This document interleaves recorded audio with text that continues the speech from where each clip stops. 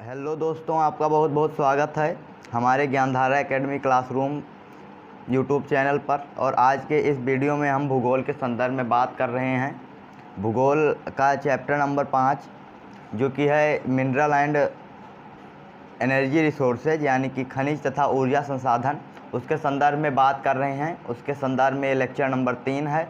और इसके पहले के 2 लेक्चर में हमने इसके आगे के और इसके पहले के सभी टॉपिकों को, सभी तथ्यों को अच्छी तरह से कवर कर लिया है। और अगर आप वो देखना चाहते हैं तो डिस्क्रिप्शन में उसको आपकी लिंक मिल जाएगी, आप वहाँ से जाकर देख सकते हैं। और पार्ट 3 में हम प्राकृतिक गैस और कोयला और ऐसे ही कई टॉपिकों के बारे में बात करेंगे। और ये इसका लास्ट लेक्चर है और इसी के बाद ये पूरा चैप्टर है, ये समाप्त हो जाएगा।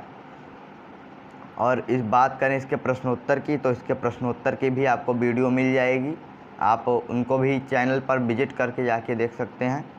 तो चलिए वीडियो को स्टार्ट करते हैं। तो प्राकृतिक गैस यहाँ पे हमारे समक्ष पहला टॉपिक है। तो प्राकृतिक गैस या तो पेट्रोलियम के साथ पाई जाती है या अकेले भी।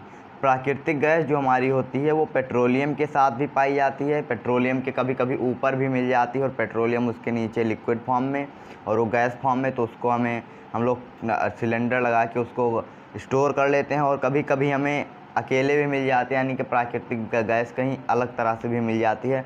तो उसके यहाँ पे आपको चित्र में दिख रहा होगा, यहाँ पे बड़े बड़े पाइप को लगाकर उसको स्टोर कर लिया जाता है।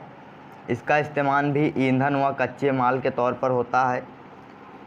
कृष्णा गोदावरी बेसिन में प्राकृतिक गैस के बड़े भंडार की खोज हुई। कृष्णा गोदावरी बेसिन जो है हमारा, वो वहाँ पे प्राकृतिक गैस का एक बहुत बड़ा भंडार मिला है। खंभात की खाड़ी, मुंबई हाई व अंडमान निकोबार से में भी प्राकृतिक गैस के बड़े भंडार हैं। आगे के संदर्भ में बात करते हैं।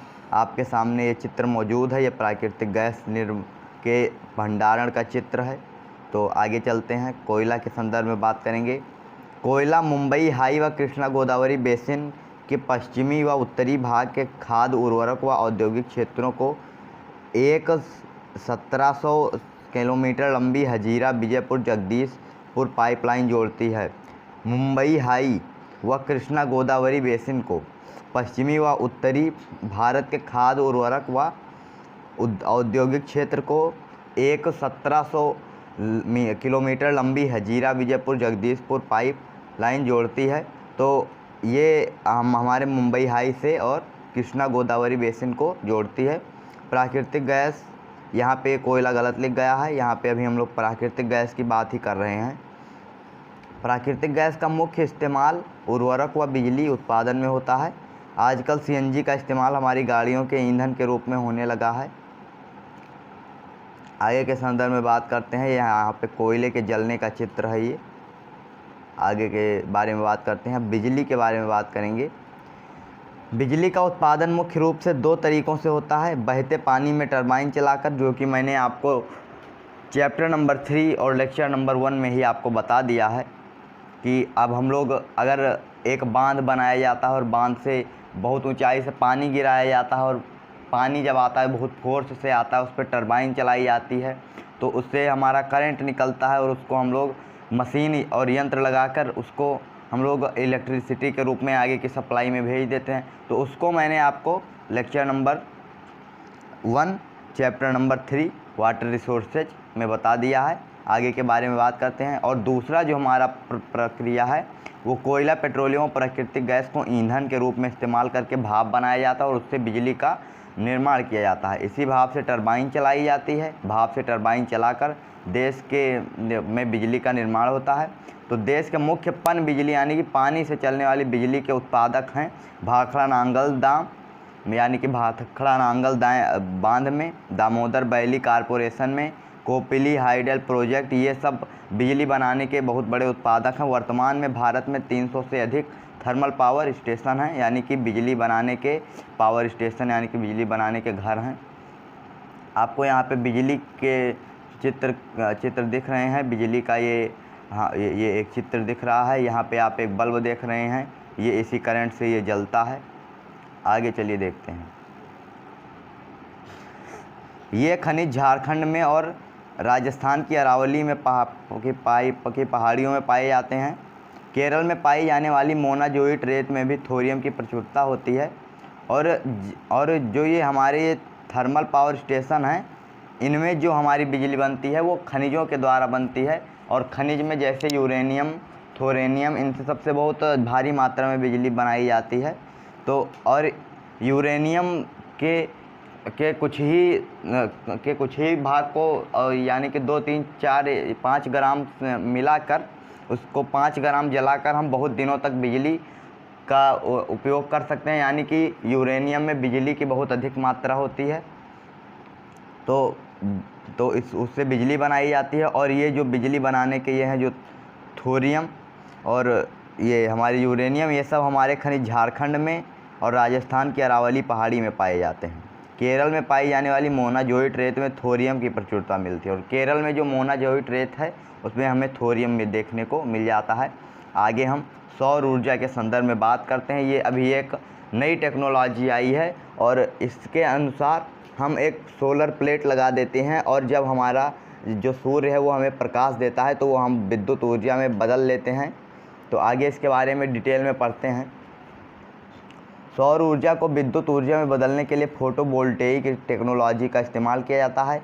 यानी कि यहाँ पे आप इस चित्र में देख पा रहे हैं, यहाँ पे ये सोलर पैनल है और इस सोलर पैनल का हम लोग उपयोग करके और जो हमारे सूर्य की रोशनी है उसको हम लोग बिजली के तार के माध्यम से बिजली में कन्वर्ट कर देते हैं। और भुज के निकट माधापुर में भारत का सबसे बड़ा सौर प्लांट है। और जो भारत का सबसे बड़ा सौर प्लांट है वो भुज के निकट माधापुर में है, भुज के माधापुर में स्थित है।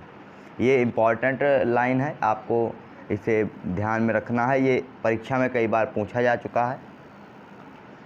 अब हम लोग आगे चलते हैं और परमाणु ऊर्जा के बारे में बात करते हैं। परमाणु की संरचना में बदलाव करके परमाणु ऊर्जा प्राप्त की जा सकती है। जब किसी परमाणु की संरचना में बदलाव किया जाता है तो इसमें बहुत भारी मात्रा में ताप ऊर्जा निकलती है जो विद्युत निर्माण करती है।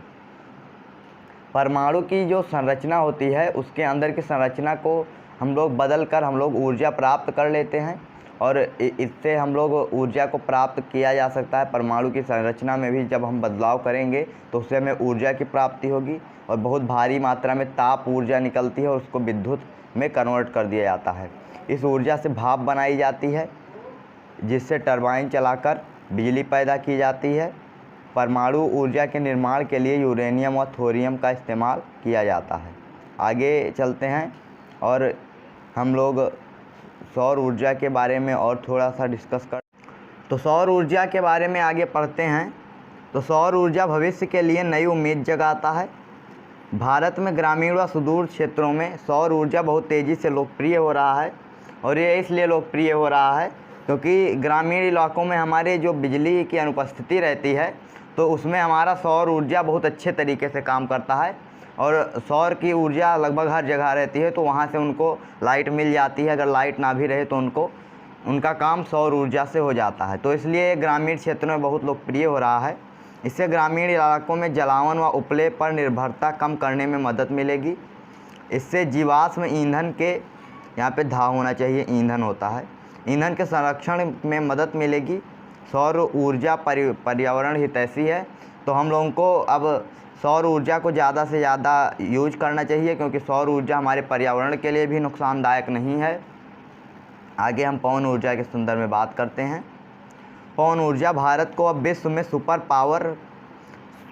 पवन सुपर पावर माना जाता है। तमिलनाडु में नागरकोइल से मदुरै तक के विंड फार्म भारत के सबसे बड़े विंड फार्म क्लस्टर हैं। जो भारत में सबसे बड़े विंड फार्म क्लस्टर हैं वो हमारे तमिलनाडु में स्थित मदुरई जो है, मदुरई में नागरकोइल जो क्षेत्र है उसमें हमारा विंड फार्म क्लस्टर सबसे बड़ा भारत का है। पवन ऊर्जा के मामले में आंध्र प्रदेश, कर्नाटक, गुजरात, केरल, महाराष्ट्र व तमिलनाडु भी अहम हैं। इसमें प्रदूषण नहीं होता है, इसमें लागत भी सस्ती होती है। पवन ऊर्जा से हमें बिजली बनाने में बहुत लागत अधिक की आवश्यकता नहीं होती है। ये पर्यावरण को ये नुकसान भी नहीं पहुंचाता है तो हम लोग पवन ऊर्जा का भी इस्तेमाल कर सकते हैं। पवन ऊर्जा भी हमारे पर्यावरण हितैषी हैं। आपके सामने पवन ऊर्जा का चित्र रहा, इसको आप देख सकते हैं, इस तरह पवन ऊर्जा बनाई जाती है। आगे चलते हैं। लोहे के अयस्क के हम कुछ अन्य प्रकार जानते हैं। क्योंकि हमारा पाठ अब यहीं पर समाप्त हो गया है, लेकिन हम अपने एक्स्ट्रा जानकारी के लिए हम इसको आगे थोड़ा और पढ़ेंगे। तो लोहे के अन्य प्रकार के बारे में पढ़ेंगे। लोहे के अयस्क जो हैं उनके अन्य प्रकार भी हैं, तो उनको भी डिस्कस करेंगे। लिमोनाइट, इसका रंग पीला या भूरा होता है। इसमें लोहांश यानी कि लोहा की मात्रा 40 से 60% तक पाया जाता है। यह औषधि सेल से प्राप्त होता है। इसका सूत्र 2Fe O3 × 3H2O है। इसका सूत्र भी हमारे लिए बहुत इम्पॉर्टेंट है। ये हमारे जियोग्राफी में नहीं पूछा जाएगा, जबकि ये हमारे जो साइंस है उसमें बहुत ज़्यादा पूछा जाएगा। तो मैग्नेटाइट अयस्क के बारे में हम थोड़ा सा और चीज़ों को, तथ्यों को डिस्कस कर लेते हैं। तो इस अयस्क में वैनेडियम, टाइटेनियम, क्रोमियम की मात्रा अधिक पाई जाती है। हमने मैग्नेटाइट इसके पहले भी देखा है और यहाँ पर दोबारा से देख लेते हैं। इसके प्रमुख उत्पादक क्षेत्र कुद्रेमुख कर्नाटक, सलेम तमिलनाडु और कोझिकोड केरल हैं। आगे मैग्नेटाइट के बाद हम सिडेराइट, जो भी एक लोहा है, उसके बारे में हम डिस्कस करेंगे। इसको Fe3CO3 के नाम से जाना जाता है। इसे लोहा कार्बोनेट कहते हैं। यह भी औषधि सेलों से ही प्राप्त किया जाता है। इसमें लौह धातु का अंश 40 से 45% के बीच होता है। तो ये भी हमारा थोड़ा बहुत काम के लिए लोहा होता है। और ये चैप्टर हमारा यहीं पे समाप्त होता है। आशा करता हूँ कि ये चैप्टर आपको बहुत अच्छे तरीके से समझ में आया होगा। और अगर आपको ये वीडियो पसंद आए तो इस वीडियो को लाइक करें, इस वीडियो को ज़्यादा से ज़्यादा अपने दोस्तों के साथ शेयर करें, और हमारे चैनल पे हों हमारे चैनल को सब्सक्राइब करें, ताकि इस तरह के जितने भी वीडियो आपको एजुकेशन से संबंधित आएँ वो सबसे पहले आप तक पहुँचें। धन्यवाद।